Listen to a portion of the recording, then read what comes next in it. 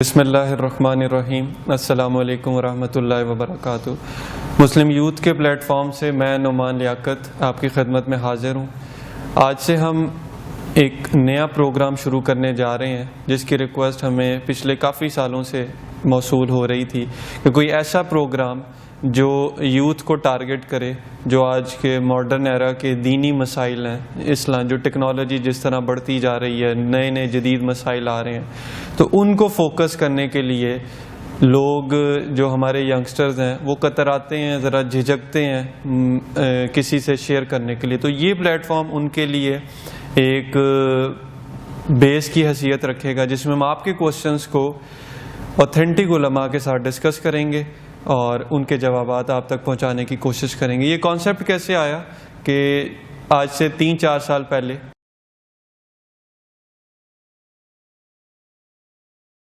کہ جس طرح وہ ایک دفعہ جرمنی میں تھے تو وہاں پہ کچھ کرسچنز انہیں وہ چرچ بھی لے جاتے تھے، تو وہ پاپ کے پاس گئے اور انہوں نے جا کے ان سے کچھ سوالات پوچھے، تو وہاں پر انہیں یہ کہہ کے روک دیا گیا کہ یہاں پر ہمارا دین ہمیں خاموش رہنے کا حکم دیتا ہے۔ تو وہاں سے یہ کانسیپٹ ہمارے ذہن میں آیا کہ دین نے کہا ہے، اسلام نے اپنے آپ کو ایک کمپلیٹ کوڈ آف لائف کا مکمل ضابطہ حیات، یہاں پر ایک چھوٹی سی چیز سے لے کے بڑی سے بڑی چیز تک کے جوابات بھی موجود ہیں اور لاجیکل جوابات موجود ہیں۔ تو اس پروگرام کو ہم اس پلیٹ فارم کے طور پہ یوز کریں گے۔ اس میں ہمارا ساتھ دیں گے ہمارے بہت ہی محترم، بہت ہی پیارے دوست مولانا عبداللہ صاحب۔ یہ آسٹریلیا سے آئے ہوئے ہیں تو انہوں نے اپنا قیمتی وقت نکال کے ہمیں وقت دیا ہے۔ مولانا صاحب نے ان کی زندگی بھی تبدیل ہوئی، یہ لاء کر رہے تھے، اس کے بعد اللہ نے ان کا ذہن بدلا اور یہ مدرسے میں آئے، اور مشہور مدرسہ مولانا طارق جمیل صاحب کا الحسنین، وہاں سے انہوں نے اپنا عالم کا کورس کیا 8 سال کا، اور اس کے بعد پھر جو عائشہ مسجد ہے مشہور، وہاں پر امامت بھی کے فرائض بھی انجام دیے۔ کافی دیر سے یہ ہمارے ساتھ اٹیچ ہیں، واٹس ایپ پہ، میسیجز پہ، کالز پہ، ابھی تک ہم لوگوں کے مسائل سن بھی رہے تھے اور سالو بھی کر رہے تھے۔ تو آج جو یہ سلسلہ نیا سیریز ہم شروع کرنے جا رہے ہیں اس کے اندر ہم آپ کے کوسچنز کو اسکرین کے اوپر لے کے آ رہے ہیں تاکہ زیادہ سے زیادہ لوگ اس سے فائدہ اٹھا سکیں، اس سے استفادہ حاصل کر سکیں۔ تو مولانا صاحب آپ کا بہت بہت شکریہ اور آپ کو خوش آمدید بھی ہم اپنے پلیٹ فارم پہ کہتے ہیں۔ سیدھے ہی ہم سوالات شروع کرتے ہیں۔ پہلا سوال، کیونکہ عید قریب ہے تو عید کے متعلق ہمارا سوال ہے کہ اسلام میں فیسٹیول کا کیا کانسیپٹ ہے؟ جس طرح اب ہم آج ایک ویسٹرن کلچر ہمارے پہ امپوز کیا جا رہا ہے، اس میں ڈفرینٹ ڈیز بنا دیے گئے ہیں، یہ ارتھ ڈے ہے، یہ مدر ڈے ہے، یہ فادر ڈے ہے، یہ ویلنٹائنس ڈے ہے، یہ فلانا ڈے ہے۔ اسلام میں عید کی کیا اہمیت ہے؟ ایک ینگسٹر کے لیے عید کے اندر کیا سگنیفیکنس ہے، اس کی کیا اہمیت ہے، عید کو سیلیبریٹ کس طرح کرنا چاہیے؟ ہمارے وہ ناظرین جو یہ جاننا چاہتے ہیں کہ اللہ کے نبی صلی اللہ علیہ وسلم اور آپ کے صحابہ نے عید کس طرح منائی، تو اس پہ میں گزارش کروں گا کہ آپ روشنی ڈالیے تاکہ زیادہ سے زیادہ لوگ اس سے مستفید ہو سکیں۔ بسم اللہ الرحمن الرحیم، الحمدللہ وکفی وسلام علی عبادہ الذین اصطفی، اما بعد۔ بھائی نعمان صاحب، سیلیبریشنز اصل میں جو بندہ سیلیبریٹ کرتا ہے وہ اپنے انٹرنل فیلنگ سے کرتا ہے۔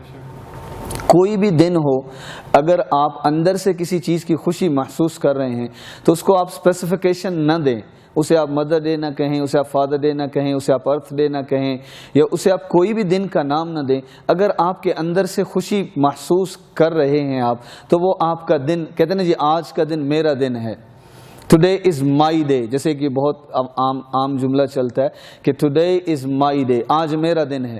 مثلاً کیا کہ وہ اندر سے خوشی محسوس ہو رہی۔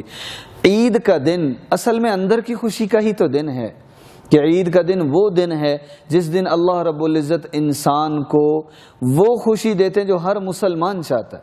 ہر مسلمان یہ چاہتا ہے میرا اللہ مجھ سے راضی ہو جائے، ہر مسلمان یہ چاہتا ہے میرے گناہ گار سے گناہ گار، کمزور سے کمزور، اس کے دل میں یہ بات ہوتی ہے میرے گناہ معاف ہو جائیں، میرا اللہ مجھ سے راضی ہو جائے، میری آخرت اچھی ہو جائے، میری دنیا بھی اچھی ہو، میری آخرت بھی اچھی ہو۔ اب یہ دونوں چیزیں عید کے دن مل رہی ہیں، گناہ معاف ہو رہے ہیں، رحمتیں آ رہی ہیں، برکتیں آ رہی ہیں، دنیا بھی اچھی ہو رہی ہے، آخرت بھی اچھی ہو رہی ہے۔ تو یہ ہر مسلمان کے لیے آٹومیٹک خوشی کا دن ہے۔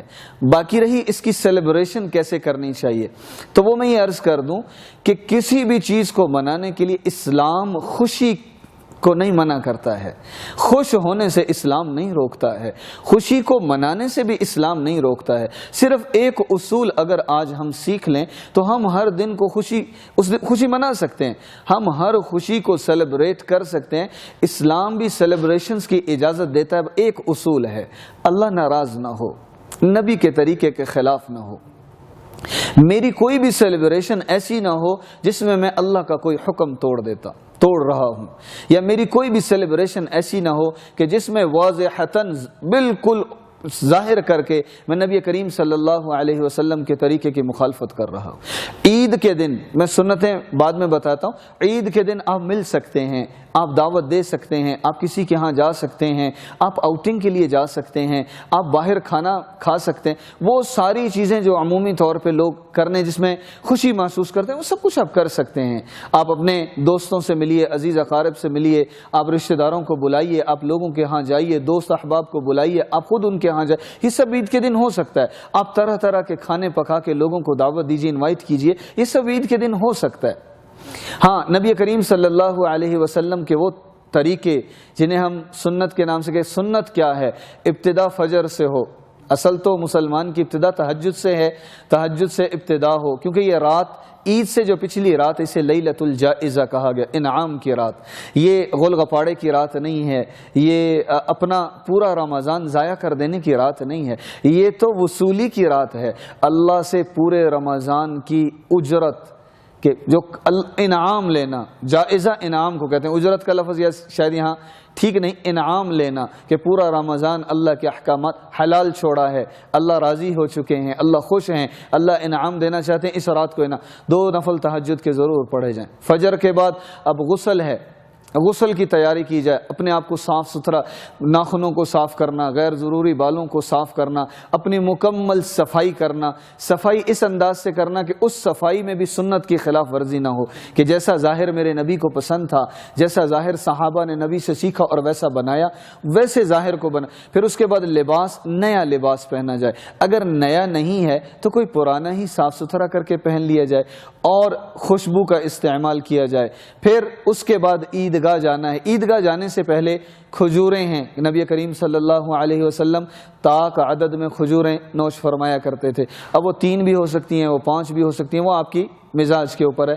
اب اس کے اندر میٹھا بھی لوگ پسند کرتے ہیں کہ کھجوریں ہوں یا افضل یہ ہے کھجور، نبی کریم صلی اللہ علیہ وسلم کھجور استعمال فرماتے، میٹھا بھی کھایا جا سکتا ہے، اس کا بدل یعنی میٹھا، اگر جیسے ہمارے گھروں میں لوگ پکاتے ہیں، کھیر بھی پکائی جاتی ہے، میٹھے سوئیاں پکائی جاتی ہیں، میٹھے میں بہت کچھ پکایا جاتا ہے۔ تو اس کے بعد پھر ایک رستے سے عید جانا، تکبیر پڑھتے ہوئے جانا بلند آواز سے، اللہ اکبر لا الہ الا اللہ اللہ اکبر، یہ کہتے ہوئے جانا، پھر واپسی پر رستہ بدلنا۔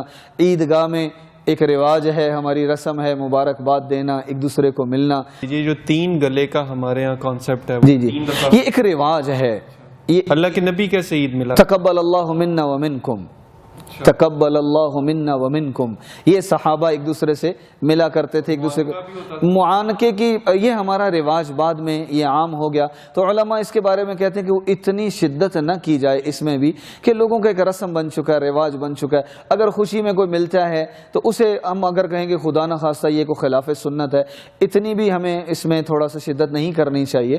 اب جو 3 کا رواج ہو گیا ہے، اگر کسی سے 3 گلے نہ ملے جائیں، وہ بعض دفعہ ناراض بھی ہو جاتے ہیں۔ بس یہ ایک رواج ہے نا، یہ ایک رواج ہے، ہمارا ایک مزاج بن چکا ہے، رواج بن چکا ہے، تو اسے اگر کوئی نہ ملے تو وہ گناہگار نہیں، اگر کوئی مل کے ثواب والی خاص ایسی بات نہیں کہ جی اس نے کوئی فرض یا واجب ادا کر دیا یا کوئی سنت ادا کر دی پڑھانے کی غرض سے، جی تو اس کے بعد واپس آ کے، اور دوسرا گھر سے نکلنے سے پہلے نوافل نہیں ہے، اشراق کی نماز نہیں ہے، باقی عید کو باقی سیلیبریشن سے بہتر انداز میں منایا جائے، تاکہ لوگوں کو پتہ چلے کہ یہ اصل سیلیبریشن، انٹرنل فیلنگ جو ہے وہ اس کی سیٹسفیکشن تو اصل تو عید کے دن ہے کہ دنیا آخرت دونوں کی بھلائیاں مل رہی ہے۔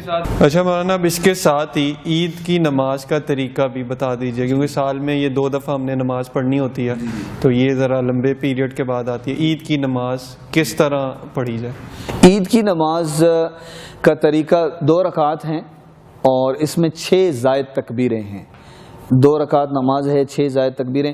اکثر اوقات ایسے ہوتا ہے کہ ہم عیدگاہ میں جب جاتے ہیں تو جو مولانا صاحب ہیں، جو امام ہیں عید کے، وہ تھوڑی سی وضاحت کر دیتے ہیں، لیکن پھر بھی کئی دفعہ دیکھنے میں غلطی ہو جاتی.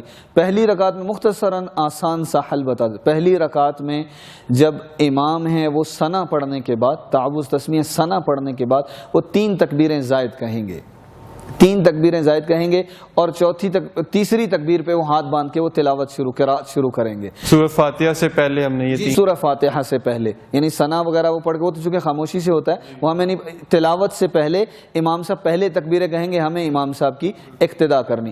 دوسری رکعت میں ہاتھ بھی اٹھانے، جی ہاتھ اٹھا کے لے جانے، چھوڑ دینے، اور تیسری تکبیر پہ باندھ لینے ہیں. دوسری رکعت میں امام صاحب پہلے تلاوت کریں گے، فاتحہ پڑھیں گے، کوئی سورت ساتھ ملائیں گے، پھر اس کے بعد 3 تکبیریں کہیں گے، اللہ اکبر اللہ اکبر اللہ اکبر. یہ 3 ہو گئی. چوتھی تکبیر رکوع کی ہے کہ پھر وہ فوراً چونکہ رکوع میں جانا ہے، 3 تکبیریں زائد کر لی. اب چوتھی تکبیر جب اللہ اکبر کہا تو اب یہ رکوع میں چلے جائیں گے. تو یہ طریقہ نماز ہے عید کا. اور اس میں بہتر طریقہ جو سب سے آسان ہے وہ یہ کہ عیدگاہ میں جلدی جایا جائے، تاکہ مولوی صاحب جو بتا رہے ہیں، امام صاحب جو فرما رہے ہیں جی وہ سن لیا جائے. اور پہلے جلد جانا عیدگاہ میں، اگلی صفوں میں بیٹھنا، اس کا بھی اجر ہے. جتنی جلدی جائیں گے اور تکبیر پڑھتے ہوئے جائیں گے، اس کا اپنی جگہ اجر ہے کہ عیدگاہ میں اگلی صفوں میں جیسے نماز میں ہے تو یہ بھی ایک طرح نماز ہی ہے، اگلی صفوں میں ہمیں جگہ ملے اور جو مولانا صاحب فرما رہے ہیں وہ ہمیں سننے کو سیکھنے کو ملے. اور ہمارے ہاں 2 خطبے ہوتے ہیں. اب اگر پاکستان ہے تو اردو میں ہوگا، باہر کی دنیا میں وہ انگلش، جو بھی مقامی زبان ہے. اور ایک عید کی نماز کے بعد ہے. ان میں سے واجب کون سا ہے؟ اور اگر کسی کی کوئی رکعت رہ جاتی ہے تو وہ اپنی نماز کیسے پوری کرے؟ عید کے خطبے جو ہیں وہ تو نماز کے بعد ہے نا، 2 ہی ہیں وہ واجب ہے. جی تو جمعے کا اور اس کا وہ الگ ہے. اور دوسری بات یہ کہ آپ نے جو فرمایا کہ ہماری زبان، یہ ہم بیان کرتے ہیں ہماری زبانوں میں. جیسے ہم تھے ابھی آسٹریلیا میں تھے تو ہم جب جمعہ پڑھاتے تو وہ بیان ہم انگلش میں کرتے ہیں، خطبہ وہ عربی میں ہی ہے. خطبہ وہ پوری دنیا میں عربی میں ہے، باقی اپنے علاقائی اعتبار سے، مقامی زبان کے اعتبار سے وہ بیان ہے. وہی جو خطبے میں بیان کرنا ہے اسی کی تھوڑی سی سمرائزیشن ہے، وہ اپنی زبان میں، مقامی زبان میں کر دی جاتی. دوسرا سوال یہ کہ عید کی نماز اگر تاخیر سے کوئی پہنچا ہے، رکعت رہ گئی، دیر سے پہنچا ہے، یہ تکبیریں ہو چکی ہیں، تو اس میں علماء یہ فرماتے ہیں کہ جب کوئی پہنچا اور امام صاحب تلاوت کر رہے ہیں اور پہلی رکعت ہے تو پہلی وہ 3 تکبیریں ہو چکی ہیں، تو علماء یہ فرماتے ہیں کہ جس نے شامل ہونا ہے وہ اپنی نیت کر کے وہ پہلی 3 تکبیریں کر کے تو شامل ہو جائے. اگر رکوع میں امام صاحب پہنچ گئے یا رکوع میں جا رہے ہیں اور اس نے شامل ہونا ہے تو وہاں بھی یہی طریقہ ہے کہ اپنی 3 تکبیریں کہہ کے رکوع میں شامل ہو جائے. اگر یہ ڈر ہے کہ یہ رکوع ختم کر دیں گے تو پھر رکوع میں شامل ہو جائے، تکبیریں نہ کہے. علماء نے یہ بھی لکھا ہے کہ اگر رکوع میں بھی موقع ملے اس کو تو یہ اپنی تکبیریں رکوع میں ہی کہہ لے، امام کے ساتھ شامل ہو جائے اور پہلی رکعت کی زائد جو تکبیریں ہیں یہ رکوع میں ہی کہہ لے. ہاں جی، رکوع میں ہی 3 تکبیریں کہہ لیں، زائد تکبیریں اس کی طرف سے ادا ہو جائیں. اگر پہلی پوری رکعت رہ گئی ہے تو وہ طریقہ جو ہے جیسے ہم نماز میں ہیں 1 رکعت امام کے ساتھ پڑھیں گے، دوسری رکعت جب یہ پوری کرنے کے لیے امام صاحب سلام پھیر دیں گے اور یہ کھڑے ہو جائیں گے دوسری رکعت پوری کرنے کے لیے، تو اس میں یہ پہلی رکعت کی جیسے تکبیریں ہیں تلاوت سے پہلے 3 تکبیریں ویسے کہہ کے اپنی یہ نماز مکمل کر لیں گے. جی اگلا سوال، چاند رات جس کو لیلۃ الجائزہ شریعت کہتی ہے اور ہمارے ہاں وہ چاند رات کے نام سے مشہور ہو گئی ہے، یہ بہت فضیلت والی رات ہے. آپ نے جس طرح پچھلے سوال میں یہ بات بھی بتائی ہے، اس میں کیا کرنا چاہیے اور جو ہم کر رہے ہیں ان میں کیا کوئی مماثلت ہے اس رات کو اسی طرح سیلیبریٹ کرنے؟ بعض لوگ ہم نے دیکھا ماشاءاللہ رمضان کے اندر دینی جذبات ہوتے ہیں تو وہ لوگ اس رات کا انتظار کرتے ہیں وہ شیو کرنے کے لیے اور بہت سی چیزیں ہیں. مثلا اس رات وہ سمجھتے ہیں کہ وہ رمضان جو تھا وہ 29 یا 30 تک وہ اب ختم ہو گیا، اب ہم عید کی تیاری میں جا رہے ہیں، تو پھر ہماری مارکیٹس بھی فل ہو جاتی ہیں، خواتین بھی باہر، مرد بھی باہر، اور ساری رات ایون جو مسجد جا رہا ہے اس کے لیے بھی پریشانی کا سبب ہوتا ہے اگر وہ مارکیٹس کے اندر ہے. اس کو کس طرح ہمیں لے کے چلنا چاہیے اور جو ابھی ہم جو کر رہے ہیں اس کے بارے میں دین ہمارا کیا کہتا ہے؟ لیلۃ الجائزہ، اللہ کے نبی صلی اللہ علیہ وسلم نے فرمایا جو اس رات کو 2 ہیں، ایک یہ عید الفطر کی اور ایک عید الاضحیٰ کی. اسے چاند رات تو نہیں کہا جاتا لیکن وہ بھی لیلۃ الجائزہ ہے، انعام کی رات وہ بھی ہے. ان دونوں راتوں کے بارے میں اللہ کے نبی صلی اللہ علیہ وسلم نے فرمایا کہ جو ان راتوں کو جاگے گا، قیام کرے گا، تلاوت کرے گا، یعنی جو ان راتوں کو زندہ کرے گا، اللہ اس دن اس کے دل کو مردہ ہونے سے بچائیں گے جس دن بہت سارے دل جو ہیں وہ مردہ ہو جائیں گے. یعنی قیامت کے دن اللہ رب العزت انہیں حفاظت فرمائیں گے ان کی. اور دوسری بات یہ کہ رمضان کے بعد اب یہ رات آنے والی ہے، پورے رمضان کا دار و مدار، پورے رمضان کے اعمال کا انعام اس ایک رات میں ملنا ہے. اور مجھ سے کچھ دن پہلے ایک صاحب نے سوال پوچھا کہ مولانا اتنی کوشش ہوتی ہے دین کی، اتنے وعظ ہو رہے ہیں، نصیحتیں ہو رہی ہیں، تبلیغ ہو رہی ہے، دعوت ہو رہی ہے، تصنیف ہو رہی ہے، تالیف ہو رہی ہے، اتنی محنت ہو رہی ہے، پھر بھی لوگوں کے حالات بدلتے ہوئے کیوں نہیں نظر آتے؟ تو میں نے کہا جی آسان سا اس کا تو جواب ہے کہ مقابلہ ہے. ادھر سے وہ بھی تو زور لگا رہا ہے نا، لَأَقْعُدَنَّ لَهُمْ صِرَاطَكَ الْمُسْتَقِيمَ، روکوں گا، لَأُغْوِيَنَّهُمْ، گمراہ کروں. وہ اپنا زور لگائے گا، ادھر سے بھی زور تو لگے گا لیکن ادھر سے بھی زور لگے گا، تو یہ مقابلہ چلتا رہے. اب وہ چاند نظر آتے ہی شوال کا وہ دشمن پھر سے واضح آ گیا سامنے. تو وہ آتے ہی ہمارا ضعف ہے، ہماری کمزوری ہے کہ ہم پھر اس کے ہتھے چڑھ جاتے ہیں. حقیقت یہ ہے کہ اس رات کو زندہ کیا جائے اعمال کے ذریعے. بہت سارے لوگ ہم نے ایسے دیکھے کہ جو اس رات کو بھی مسجد میں گزارا، گھروں میں بھی اگر اہتمام کیا جائے یا مساجد میں اہتمام کیا جائے تو 4 اعمال ہیں، رات کے 4 اعمال ہیں جو نبی کریم صلی اللہ علیہ وسلم اور صحابہ کرام رضی اللہ عنہ اجمعین کے زمانے میں یہ 4 اعمال تھے. ایک لمبی رکعت پڑھنا، نمازیں قیام لمبا کرنا، پھر اس کے بعد دیکھ کر تلاوت کرنا، پھر اللہ کا ذکر کرنا اور پھر لمبی لمبی دعائیں مانگنا. تو اس رات کے 4 حصے کیے جائیں، ان 4 اعمال میں اس رات کو گزارا جائے تاکہ ایسا نہ ہو کہ رمضان کے گزرتے ہی پھر میں انہی کاموں میں پھر سے جا کے مشغول ہو جاؤں جو نافرمانی والے ہیں اور میرے لیے یہ انعام کی رات میرا انعام رہ جائے پھر اس مزدور جیسا کہ جو محنت تو بہت کر کے گیا لیکن اپنی اجرت چھوڑ گیا. پورا رمضان روزے بھی رکھے، سحری بھی جاگا، تراویح بھی پڑھی، نوافل بھی پڑھے، نمازیں بھی پڑھی، تلاوت بھی کی، لیکن جس رات کو انعام ملنا پورے رمضان کا چھوڑ کے چلا گیا. تو اپنا انعام خود چھوڑ کے جا رہے ہیں. تو اس لیے بہتر یہ ہے کہ اور جو کچھ آج کل ہو رہا ہے یہ ہماری غفلت ہے، یہ ہماری کوتاہی ہے.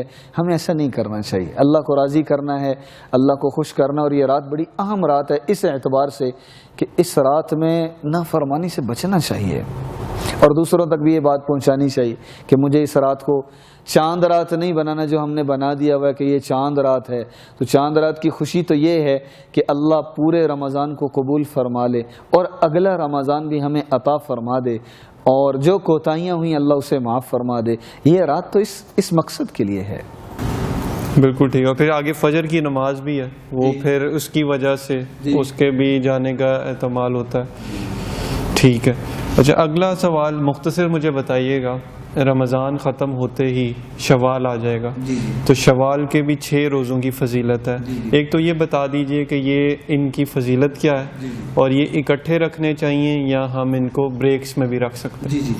شوال کے جو روزے ہیں 6، اس کے بارے میں نبی کریم صلی اللہ علیہ وسلم نے فرمایا من صام رمضان ثم اتبعہ 6 من الشوال کان کصیام الدہر. جس نے رمضان کے روزے رکھے پھر اس کے بعد 6 روزے شوال کے بھی رکھے، کان کصیام الدہر، وہ ایسے ہے جیسے اس نے پورا سال روزے رکھے. جس نے یہ 6 روزے رمضان کے. اور کچھ اس میں ترجمہ جو ہے کچھ حضرات نے یہ بھی سیام الدہر، دہر کا مطلب ہے زمانہ، یعنی اس نے اپنی پوری زندگی وہ روزہ دار رہا. یعنی اتنا زیادہ اس کا اجر ہے. پورا سال کا بھی ترجمہ اس کا موجود ہے اور پوری زندگی کا بھی موجود ہے کہ پوری زندگی ہی روزہ دار رہا.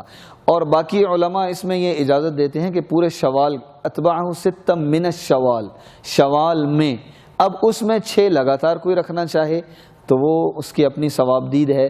آسانی ہے، کچھ لوگ کرتے ہیں کہ جی رمضان کے اب روزے رکھتے رہے ہیں تو اس کے ساتھ ہی یہ 6 بھی پورے ہو جائیں گے، ہمارے لیے آسانی بھی رہے گی، تو یہ بھی کیا جا سکتا ہے. لیکن یہ شوال کے مہینے میں 6 مکمل کرنے ہیں. ابھی آپ 2 دن کے گیپ کے ساتھ یا ایک دن کے گیپ کے ساتھ یہ گیپ رکھا جا سکتا ہے. یہ چھ ہے اس کا عدد، 6 روزے ہیں، یہ پورے شوال میں 6 روزے رکھنے ہیں. اچھا، اگلا سوال صدقہ فطر کے بارے میں ہے کہ یہ کنفیوژن دور کر دیجیے گا کہ یہ آخری روزے کا انتظار کرنا چاہیے، پہلا سوال. دوسرا کہ فطر کی کیا اقسام ہے، اور اللہ کے نبی صلی اللہ علیہ وسلم صدقہ فطر کون سا دیا کرتے تھے؟ جی، صدقہ فطر کے بارے میں یہ روزہ کھل جانے کی خوشی ہے. اسے علماء، فطر کا مطلب کھل جانا، تو یہ روزہ کھل جانے کی ایک خوشی ہے. اور کچھ علماء نے لکھا کہ یہ رمضان کی کوتاہیوں کا کفارہ ہے. یہ ہر بالغ انسان پر جو صاحب نصاب ہو اس پر صدقہ فطر دینا واجب ہے.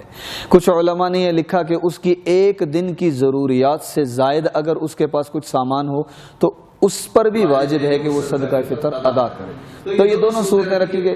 زکوٰۃ جو صاحب نصاب ہو وہ بھی صدقہ فطر دے، اور ایک دن کی ضروریات سے زیادہ اگر کسی کے پاس سامان ہے یا ضروریات سے بڑھ جائے اس کی سامان، اسے بھی صدقہ فطر دے.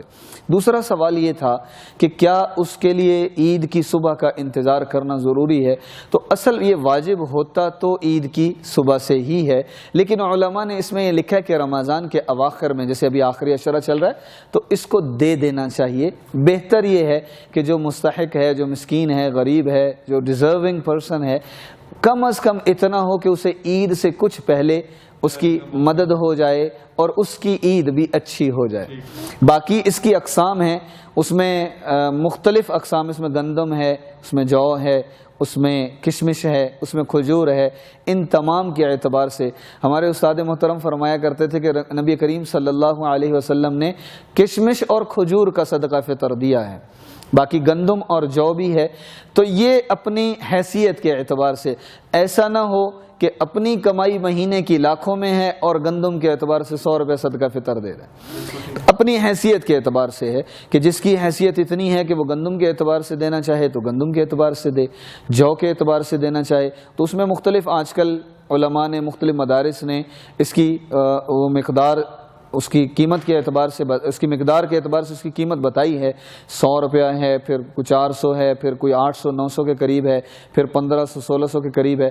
تو جس کو اللہ نے جتنی ثروت دی ہے اس اعتبار سے. اب ایک گھر کے 4 افراد ہیں، اللہ نے ان کے مال میں برکت دی ہے، ثروت دی ہے. اگر وہ کسی غریب کے گھر کھجور یا کشمش سے فطرانہ دیں جا کے، تو وہ 4-5 ہزار بنے یا اس سے زیادہ بنے تو کم از کم اس کی عید تو اچھی ہو سکتی، عید اچھی ہو.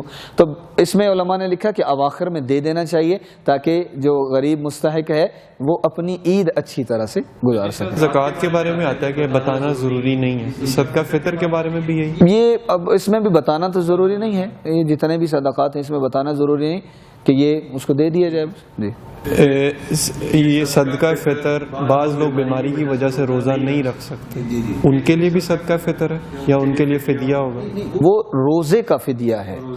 صدقہ فطر الگ وجوب ہے اور فدیے کا الگ مقام. صدقہ فطر جی وہ بھی دیں گے جو بالغ ہے اور بیماری کی وجہ سے نہیں رکھ سکے، روزے نہیں رکھ سکے، وہ الگ بات، وہ ایک الگ موضوع ہے، الگ سوال ہے کہ روزہ رکھا یا نہیں رکھا، وہ ایک الگ موضوع. لیکن صدقہ فطر تو دینا ہی دینا ہے. اچھا، میں گھر کے اندر ہوں، میں بھی کماتا ہوں، میرے والد صاحب بھی کماتے ہیں، اور تو میرا صدقہ فطر میں دوں گا یا میرے والد صاحب دیں گے؟ جو آپ اگر ان کی کفالت میں ہیں تو وہ دیں گے، اگر آپ ان کی کفالت میں نہیں تو آپ اپنی طرف سے خود دیں گے.